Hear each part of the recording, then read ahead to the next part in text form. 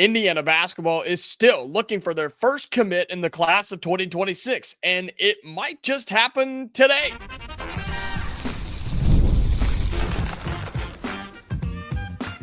You are Locked On Hoosiers, your daily podcast on the Indiana Hoosiers. Part of the Locked On Podcast Network, your team every day.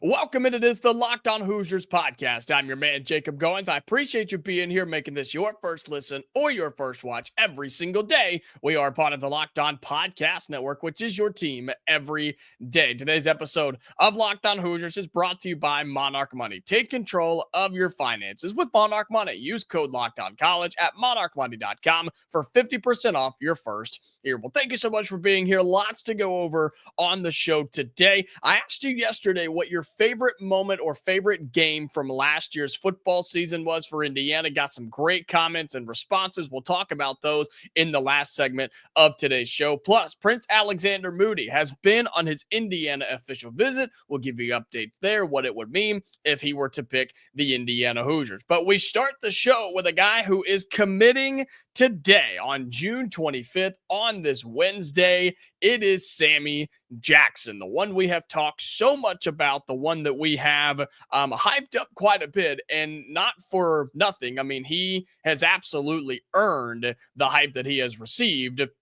He is set to commit and make his announcement today on June 25th. And we know that he's been down to 4 schools, right? Indiana, Texas, VCU, and St. Joe. Sammy Jackson, 6'7", 200 pounds, the small forward, could play a big 2 or maybe a small 4, but he is a really good 3, and he's from Philadelphia, Pennsylvania. And we've talked so much on this show about what it would mean for Sammy Jackson to be an Indiana Hoosier. He plays the style that Darian Devries is going to put into this basketball team, which is going to look different than what we have seen in the past several years. This team is going to run. They're going to be quick. They're going to move the basketball around. It's going to look a whole lot smoother eventually. I do think there could be some hiccups early, especially with a brand new team and a bunch of dudes that have never played together before.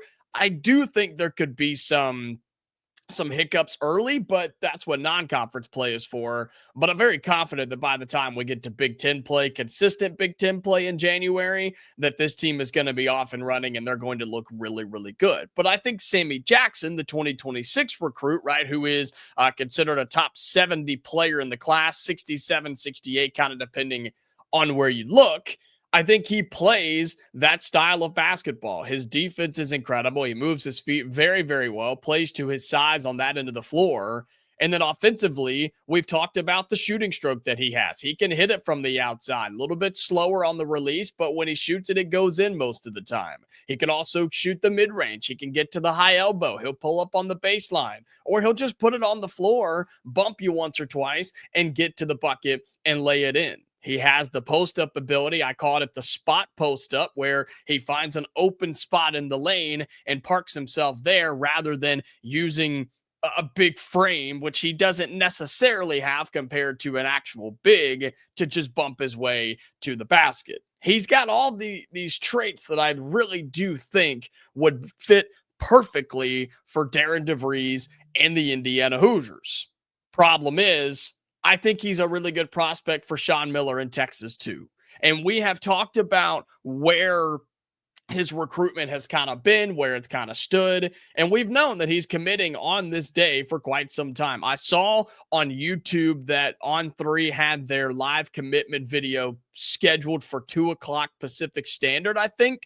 So that would be 2 o'clock out there. That would be 4 o'clock Central and 5 o'clock Eastern, I believe. So it'll be later this afternoon.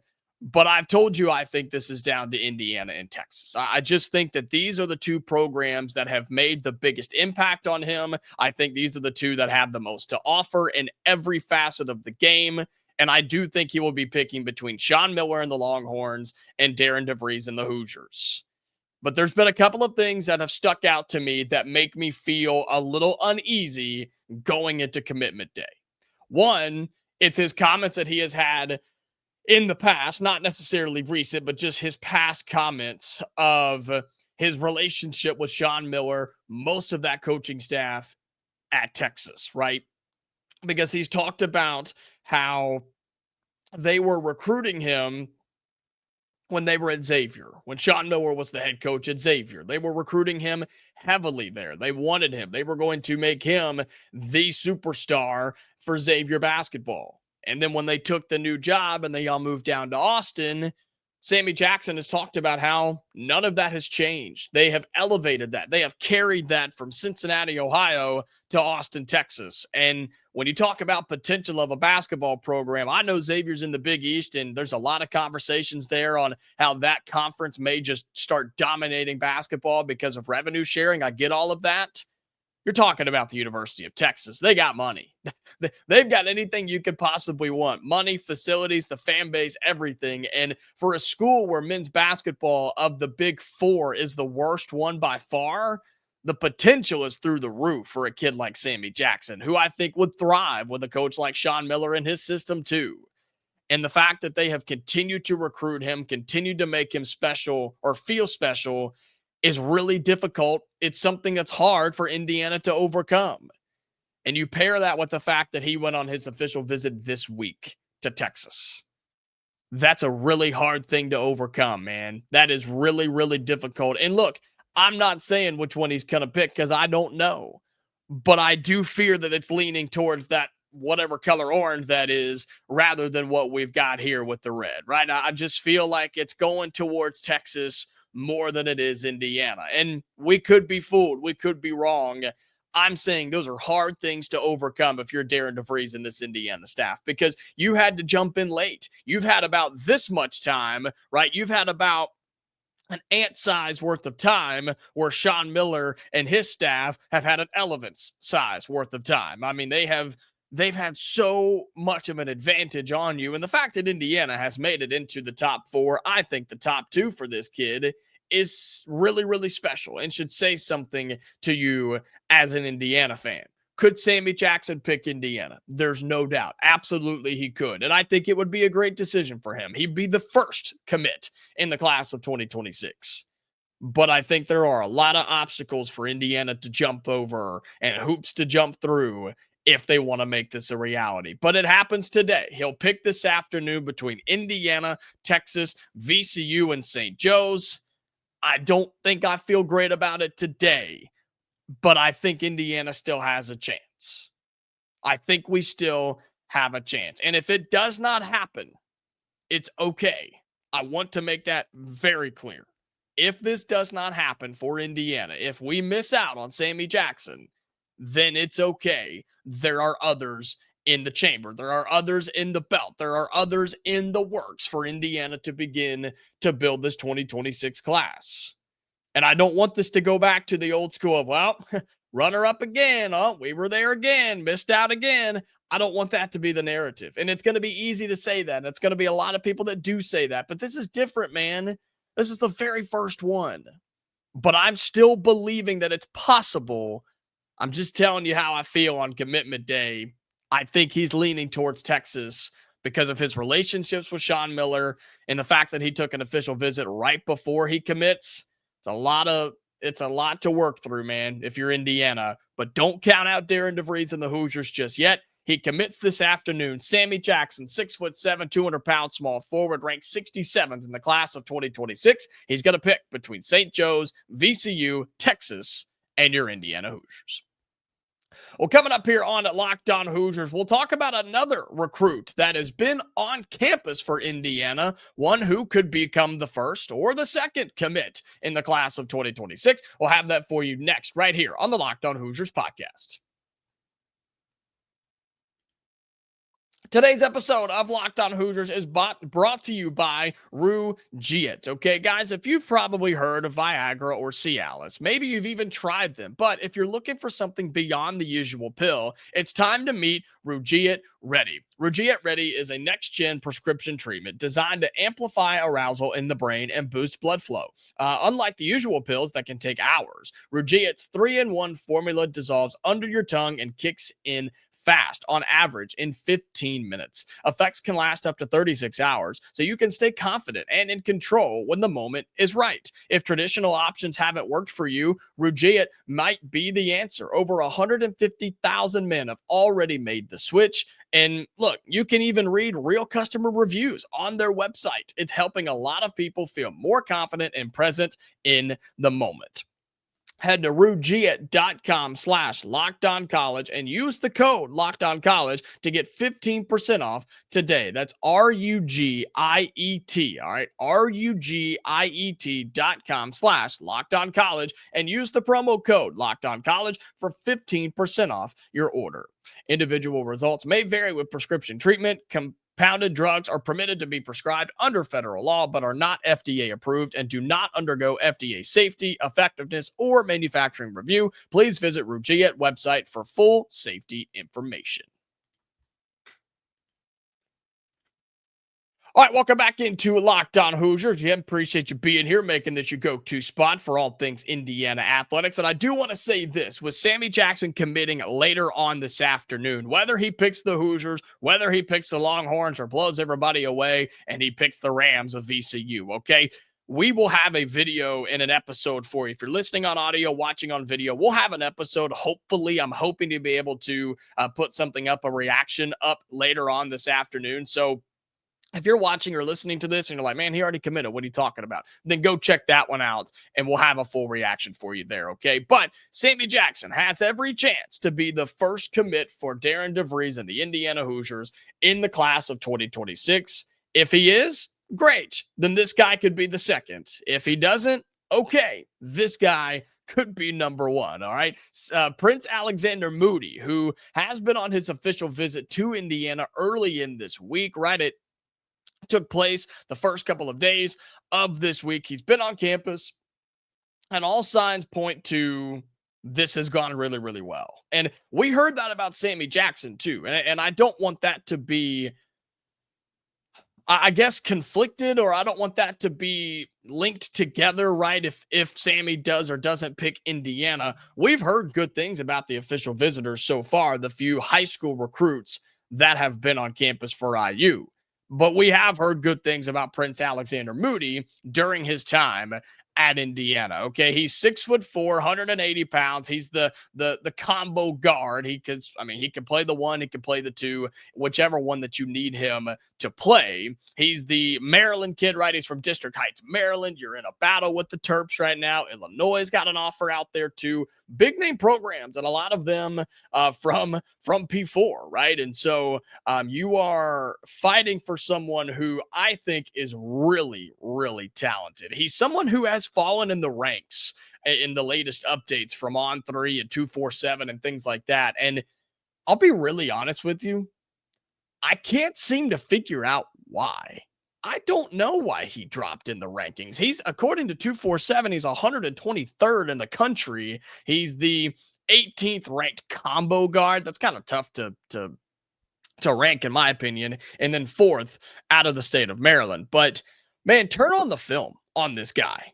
He's uber talented. I mean, really, really special. I love the style that he plays. He is the true definition of a big guard. He looks like he's in the NBA. He's built like an NBA style point guard. He's got the size, he's got the frame, he's got the speed, he's got the ability. I mean, he's got everything that you would want as a P4 guard, and then someone that the National Basketball Association is going to have their eyes on as well. He's got a really good shooting stroke from the outside. It's quick, good flick of the wrist, and he'll shoot it over anybody. Doesn't really care. Most of his shots that I've seen in his highlight film and highlight reels and things are off the catch and shoot, or off the pass, but he does have the ability to shoot it off the dribble as well. And I'm telling you, it's a smooth stroke. It's right here at the chest and just rise and fire, just one simple motion. It's really, really pretty to watch from Prince Alexander Moody. And he's also able to, and you would hope that this is the case as a guard, but he'll put it on the floor. He'll put it on the floor with both hands, get to the rim, finish through contact, float it over you from 6 or 7 feet. Doesn't really matter for him. That seems to be the two strengths of his game on the offensive end of the floor in terms of scoring the basketball. shooting from the outside and getting to the rack. And I love both of those. He uses his speed and his size to his advantage when he gets into the lane. And being 6'4", pushing 200 pounds, nobody's really going to move you out of the way, right? So he has talked about how he's comfortable with the basketball in his hands. Heck, he wants the basketball in his hands. And I think that's the kind of guard that Darian Devries wants in his system. I'm curious to see how Lamar Wilkerson and others on this team this year handle the basketball and who's the main ball handler. How do they orchestrate the offense? What are their play calls? What are their tendencies? I think all of that is really going to tell us where this staff goes in recruiting in the future and how somebody like Prince Alexander Moody fits, really. I mean, yeah, we can go back and look at his Drake stuff and some of his West Virginia stuff, but this is a completely new team. It's a different team, one he's never had before at a place he's never been. I'm kind of going into this for Darian DeVries as a fresh slate. He'll have some carryover, right, from what he's done because he's a winner. He's been successful everywhere he's been. But I am curious on how he kind of molds it to this year's current team. And guys like Prince Alexander Moody are taking note of that. And others around him late in 2026 and in 2027 are going to be watching and seeing how it happens too. But I think Moody is someone who would thrive in the Darian DeVries offense. Ball's in his hands, probably has the green light. And if he sees an open space, he's going to put his head down, put the shoulder down, drop the shoulder, get to the rack, and then go from there. Good news is he also is a really good passer too, and he can do it two ways. He's a good passer from the outside in, right from the three-point line, feeding down to either a post-up big man, somebody making a back cut, somebody making an inline cut. He can make all of those passes, and from what I've seen, he's willing to make all of those passes. Or he's also able to penetrate the lane, dribble drive, kick out for an open shot on the baseline, on the three-point line, at the free throw line. He's willing to do all of that too. He is your guard. He is somebody who I think has starting ability at the power 4 level. And I still can't figure out why he dropped in the rankings. So don't get hung up on that. Be hung up on the fact that he's a 4-star that's really, really talented. Be hung up on the fact that he's a 4-star who is a pest on the defensive end, who rips steals, he runs in transition, he's always in the right spot.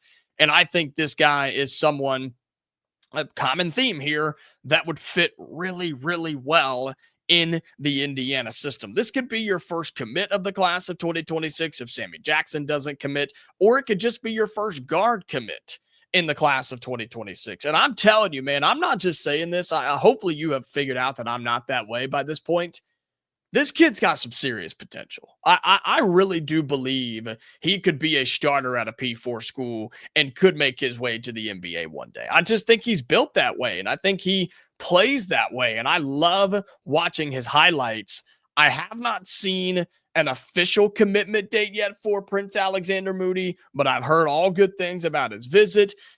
And you're battling with some big programs, yes, but I just think Indiana's making some hay here. I think it is an uphill battle because, again, you jumped in late on him, but I do think this is someone that Indiana feels good about. I think he feels good about Indiana, and whether this is your first commit, your second commit, or whatever the case may be, I think Prince Alexander Moody is a legitimate option for Indiana and Darian DeVries in the class of 2026. Again, he's 6'4", 180 pounds, can play the 1 or the 2, right? So he can be your primary ball handler. He can be one of your primary scorers. He can kind of just do it all, and he's been on his official visit to Indiana this week, and I'm telling you, things are trending in the right direction. All right, coming up on our final segment on Locked On Hoosiers, I asked you yesterday what your favorite games or moments were from Indiana's football season last year. Great responses, great answers. We're going over what you had to say coming up next here on Locked On Hoosiers. Today's episode of Locked On Hoosiers is brought to you by Monarch Money. Ever wish managing your money felt a little bit easier? With Monarch Money, it can. Whether you're growing your savings or planning a big purchase, Monarch puts you in the driver's seat. It's like having your own personal CFO, giving you full visibility and control over your finances. Monarch Money is more than just a budgeting app. It's a complete financial command center. You can track all your accounts, your investments, and spending in one place. So, in addition to managing your money, you're also building a little bit of wealth, right? And so, when I started tracking my spending using Monarch Money, I realized just how much I'm wasting on little things, stops at the gas station, food, or just going out for a drink. Like, and those things are okay, but I've realized that I do them a lot more than I probably should. And it's all the little purchases that add up over time. I don't look, me personally, I don't make a bunch of major purchases. It's hard for me to actually commit to do that, but it's all the little things of $7 here and $12. It's only $15. It's not that big of a deal. Monarch Money helped me see all of that, and I really have been able to reel that in over the past several months. So you can take control of your finances too with Monarch Money. Use the code LOCKEDONCollege at monarchmoney.com for 50% off your first year. That's Monarch Money, like the butterfly.com, code LOCKEDONCollege for half off your first year. All right, final segment on Locked On Hoosiers. Again, thank you so much for being here. Really do appreciate you and your support of this show, whether you're on audio, whether you're on video, however you are taking in this show. We appreciate it and want to show our support and appreciation for you. So thank you so much. And if you are listening on audio, make sure you're following us, have those notifications turned on, and send this to somebody that doesn't already listen that is a Hoosiers fan. If they're cheering for IU, they need to be listening to this show. Okay, so hit the copy the link and then send it to somebody that doesn't already listen. All right. And then if you are on YouTube, you know the drill. 3 steps. We need you to do it. It helps us out tremendously. Hit the thumbs up and like the video. Tells me, tells YouTube, tells my bosses that you are liking the content over here. Also, leave your thoughts down in the YouTube comments because we're actually talking about some of those here in just a moment. So definitely want to see your thoughts down there. And then subscribe to the channel if you have not already. All of those things help us out a bunch. So we really do appreciate you doing that. All right, so in this final segment, I've told you if you missed it yesterday, be sure you go and check it out. We talked about some of our favorite games and moments from last year's Indiana's football season because it was the greatest season we've ever had. And you go and you make it to the college football playoff. You had some incredible wins, some incredible moments. And I asked you what some of your favorite ones were. And there were some awesome answers, right? Whether it was on the video or the poll that we posted on YouTube. Make sure that you're always looking at those and interacting with those as well. We do them almost every day. There were some awesome answers on here. So reading some of yours, this is on the YouTube poll that we did. Someone actually, and I can't believe people said this. I understand why. This person says the college football playoff game versus Notre Dame. And I know that the game didn't go the way we wanted it to. And to be honest, it was a slugfest and it was kind of brutal to watch at times. I mean, we just couldn't get anything going. And, Notre Dame, after the opening play, Indiana's defense did its job. It's just, man, we couldn't get anything going. And we made it closer than I think it seemed. But that moment for Indiana fans, I know was really, really cool. It was for me, and I'm sure it was for you as well. So props to you, and I'm sure a lot of you for saying that was your favorite moment from last year, even though the game didn't go the way we wanted it to, saying that the college football playoff game was your favorite moment from a year ago. This person says, I'll never forget D'Angelo Pond's pick 6 to start the game against Washington. Man, what an incredible moment that was. You knew in that game because Washington was not a bad team. And I think they're going to be a really good team this year too. That was the moment you were like, oh yeah, it's over. And Washington hung in there. They did. But man, what a great moment where the crowd went nuts and the views and the videos and things that came out of that moment were just truly incredible. So very, very good pick there. The D'Angelo Pons pick 6 against Washington. This person says, because we talked about the Michigan game yesterday and how Michigan was down, but Indiana still got that win and how big that was. This person says Michigan might have been down, but I think we saw a very good one as they were coming on the end of the year and they beat Ohio State, which is absolutely true. I mean, you get a win over Michigan, who then went on to beat Ohio State, which that's just what they do nowadays. But that is a good point. The fact that Indiana beat Michigan, which you don't typically do for a team that would go on a couple of weeks later and beat the Ohio State Buckeyes. And so those are great moments there. Some more people. These are comments on the YouTube video that we posted yesterday talking about this. This person says, because I was asking and kind of answering answering the question on when did I think it was going to be special? When did I know that this team was different? This person says they knew at the spring scrimmage.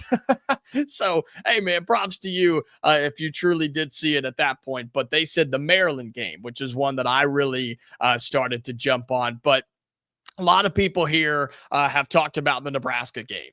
The Nebraska game where you go in, this was hyped up. It was a big deal. And Indiana just beats the brakes off of them 56-7. I mean, it was really hard to overlook that game because everybody in the national media was tuned into that one. Everybody was waiting to see if Indiana was legit because of how they were going to perform against the big old bad Nebraska Cornhuskers. Well, you performed pretty well, right? So lots of good moments in there. The Ohio State game was tough, I know, but it was still cool to be a part of that game as well. The other couple of games that I had mentioned yesterday, right? The Michigan State game was a lot of fun too. And so really cool to see a lot of you chiming in, different games, different moments. Let me know down in the YouTube comments, what were your favorite games, your favorite moments from last year's college football playoff run? I want to hear from you, see from you. Maybe we'll talk a little bit more about this as the week goes on. And then hopefully we get to talk about a whole lot more of these coming up this season for Curt Cignetti and the Indiana Hoosiers. But with that, we are out of time, and that will do it for today's episode of Locked On Hoosiers. Again, thank you so much for being here. Really cannot stress that enough and how much fun we are having. Again, wherever Sammy Jackson goes, Indiana, Texas, VCU, St. Joe's, or some other team that he's not told anybody about, we will have a video and episode going up for you, audio and video, later on this afternoon. We're doing a lot of fun stuff for you on the back end to get you through the next couple of weeks. So make sure that you have all your notifications turned on, you're subscribed, you're following, doing all of that, okay? We will have something this afternoon after Sammy Jackson makes his decision. So be sure to, however you're taking this in, audio or video, come right back here to Locked On Hoosiers, and we'll talk about it where Sammy Jackson decides to go. But until then, and until next time, Hoosier fans, stay safe, and I'll talk to you later.